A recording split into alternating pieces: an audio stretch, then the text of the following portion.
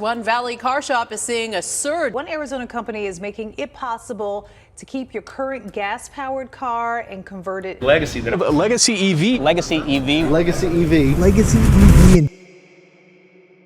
We are going to do something that still stresses me out, kind of blows my mind that we've been talking about it. I can tell you, I know for a fact, it has never been done before. If you would have told me 3 years ago that we would be doing what we're about to do at SEMA, I wouldn't have believed it. I'd have thought you were crazy. Groundbreaking to some degree and a little bit of insane to some degree and ultimately just very exciting. I know SEMA's ready for it. I know we're ready for it, and I think the industry's ready. I'm officially announcing that this year at SEMA, we are going to drive a gas-powered car onto stage in our booth, and in 4 days convert it to electric and drive it off stage under electric power. Sweaty, knees weak, arms are heavy, there's vomit on his sweater already. Mom's spaghetti, he's nervous, but on the surface he looks calm and ready to drop bombs. But he keeps on forgetting what he wrote down. The whole crowd goes so loud, he opens his mouth, but the words won't come out. Choking how? Everybody's choking now. The clock's run out, time's up, over.